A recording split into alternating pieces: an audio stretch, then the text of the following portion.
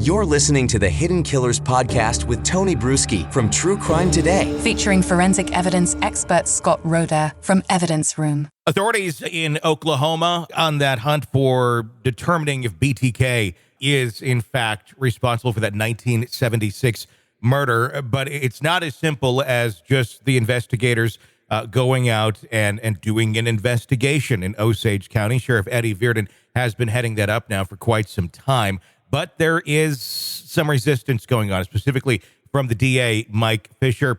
Both sides having very different opinions on exactly what the evidence that exists means, if there is much of anything. Joining us right now, Scott Roeder from Evidence Room. Scott, this is your world, forensic evidence, and we don't really know exactly what we have yet. But they have certainly and literally been doing some digging on the property back in Park City, Kansas. All these years ago, we're talking, 47 years, if my math is right, it's in that area of when these murders took place. What can be found at this point that isn't already in some sort of evidence locker or at this point destroyed? Well, I mean, there's always, if you're in a new location that has not been really dug out before, right? And even though all that time has passed, there will still be articles that could have important forensic relevance that could tie the manner and nature of a crime to an individual. What that could be is pure speculation, whether it could be a chip of a tooth, or it could be hair, or there could be literally a bloody glove. There's a whole host of things that can get overlooked in initial investigations. And if this is a new location that they're digging in and they're finding things, I think these two should be in lockstep because they both have the same goal, theoretically, would be to solve the case. However, it seems to me that it's more of a political struggle and a personal dislike between these two parties, where I think one is maybe saying what you're doing is causing pain to the family, literally saying that the other tactic of his investigation, this interviewing of the relatives of other deceased family members, is causing pain and suffering on the survivors. That's literally what they're saying. Mm-hmm. And they're saying, no, our process is relevant and we're uncovering facts. Who knows what the truth is, but people look like they're chasing headlines on this. Yeah. To me, I don't know how genuine it is. People are looking for the truth, or maybe people are just setting up book deals. But I'm just looking at this for the first time now. There's a lot of people involved in what Eddie Virden has set up as the National BTK task force. Lots of very good people, many people that you and I both know that are on this.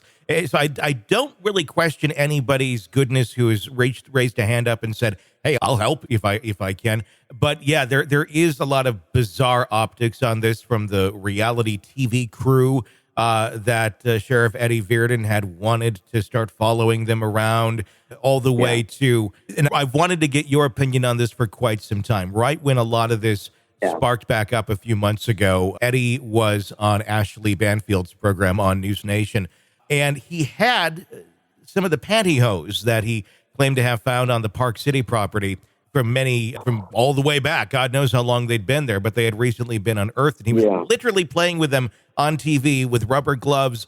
I cringed. I think everybody who deals or knows about evidence cringes. Yeah, that's gross, man. You can't do that. You can't do that. One, if it's actual evidence, to just grandstand like that and do that on TV just for pure ego saturation. Okay, listen, I've done some famous cases, and I get called all the time by CNN or Fox Nation or this guy doing a documentary or this guy doing a TV show.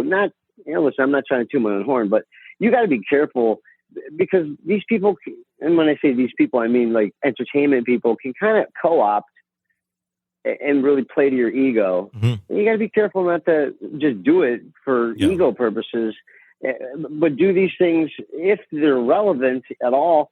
Sometimes the best work for volunteer contribution to crime solving is in private. Mm-hmm. Right? I had a case here locally in Cleveland where I was trying to volunteer my services for an unsolved murder of 2 people. And I thought I was providing a good service.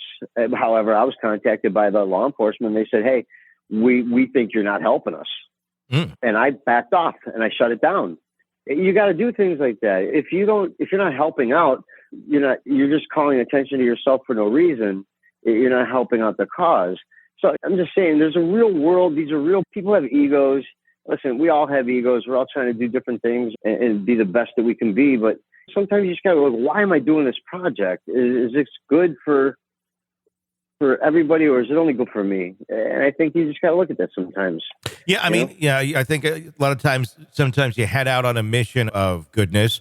And sometimes I think people get wrapped up in the attention that sometimes these things get, and then you can lose focus. I don't know. I can't speak to say that's exactly what's going on, but yeah, there's been a lot of bizarre optics here. And if you are the family of a victim, and you have the 2 forces that have the authority really to investigate and to do much on this, both at odds, that's got to be almost just kind of pouring vinegar on old wounds. Right. And these aren't private individuals, right? These are people representing the public trust. And if they're at odds with each other, it's just weird. And to me, it's just one side is certainly saying the sheriff is telling the prosecutor or vice versa, you don't have the good intentions here. And that's disturbing regardless who's at fault. Want to listen ad-free?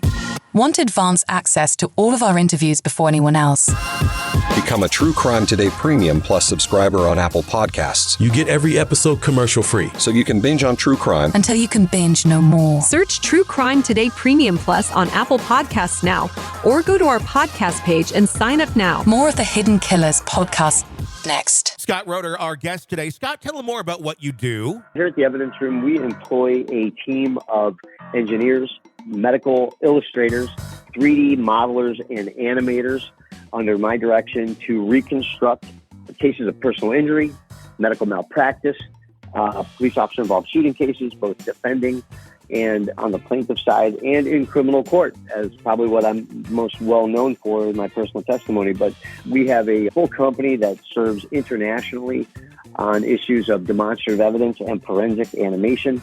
And we get hired by lawyers, by cities, by insurance companies, and by private citizens to augment investigations through their legal teams. We can be found at the web on evidence-room.net, and we service everywhere. And if you need us and we can help, we'll do the best we can for you.